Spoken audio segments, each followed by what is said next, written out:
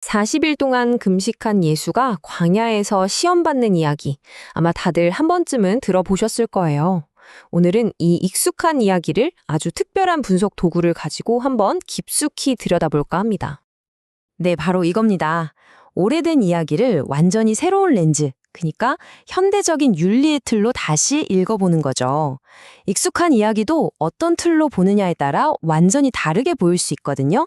자, 그럼 한번 시작해 볼까요? 오늘 우리가 쓸 분석 도구는 바로 양심 분석이라는 건데요. 인간의 행동을 깨어있음, 성실, 예절, 지혜, 사랑, 그리고 정의 이렇게 6가지 핵심 원칙을 기준으로 살펴보는 거예요. 이 원칙들이 이야기 속에서 어떻게 나타나는지 같이 한번 따라가 보시죠. 자, 첫 번째 시험입니다. 무려 40일이나 굶었어요. 육체적으로는 정말 최악의, 가장 취약한 상태인 거죠. 바로 그때 가장 본능적인 유혹이 찾아옵니다. 이 유혹 정말 교묘하지 않나요?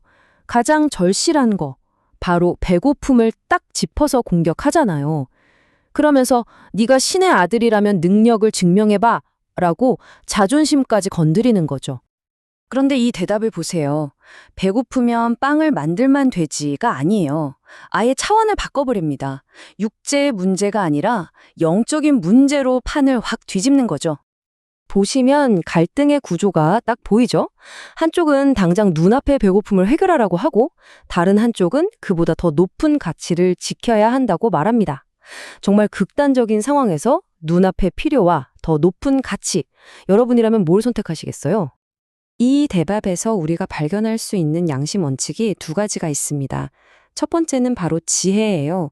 눈앞의 빵보다 더 본질적인 진리가 있다는 걸 꿰뚫어 본 거죠. 그리고 2번째는 정의입니다. 그 극한의 배고픔 속에서도 자기 욕망을 통제하는 힘, 바로 절제력을 보여준 거니까요. 자, 그럼 2번째 유혹으로 가볼까요? 이번에는 그냥 배고픔 같은 단순한 문제가 아닙니다.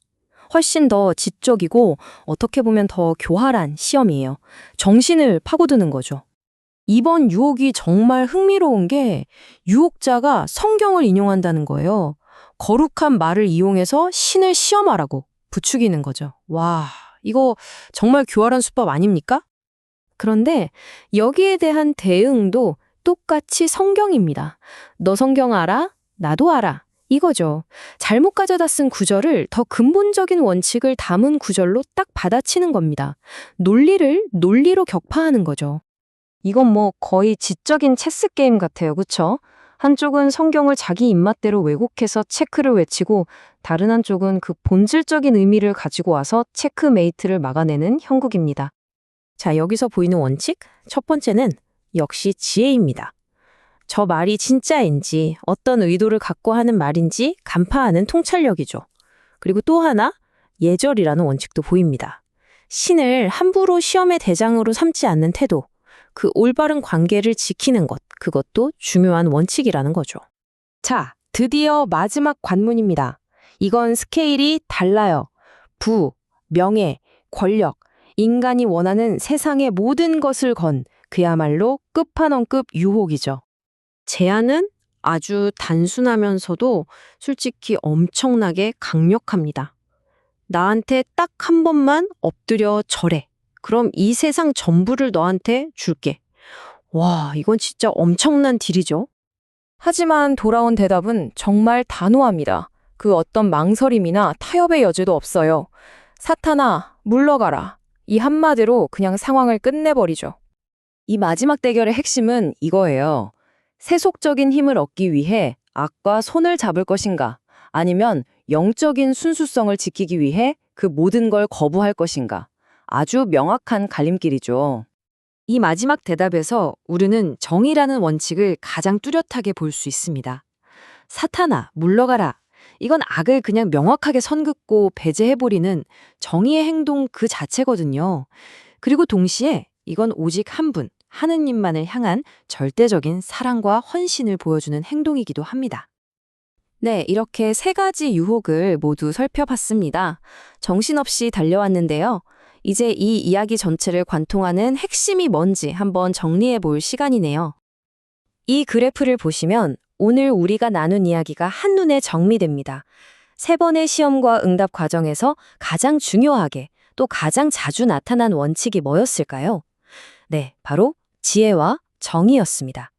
물론 사랑이나 예절 같은 다른 원칙들도 있었지만 이 두 가지가 이야기의 중심축을 딱 잡고 있었던 거죠. 그러니까 핵심을 정리하면 이렇습니다. 지혜는 눈앞의 유혹이나 그럴듯한 말 너머에 있는 진짜 진실을 꿰뚫어보는 판단력이고요. 정의는 그 진실을 알았을 때 그걸 기준으로 단호하게 행동하는 약속이자 실천인 겁니다. 이 두 가지가 우리를 올바른 길로 이끄는 나침판 같은 역할을 하는 거죠. 자, 오늘 우리는 아주 오래된 이야기를 통해서 지혜와 정의라는 두 가지 원칙에 대해 깊이 생각해 봤습니다. 이제 마지막으로 이 질문을 여러분 자신에게 한번 던져보셨으면 좋겠습니다. 내 삶에서 마주치는 수많은 선택의 순간들, 그 크고 작은 유혹들 앞에서 나의 지혜와 정의는 과연 어떤 목소리를 내고 있을까요? 오늘 한 번쯤 조용히 생각해 볼 만한 질문이 아닐까 싶습니다.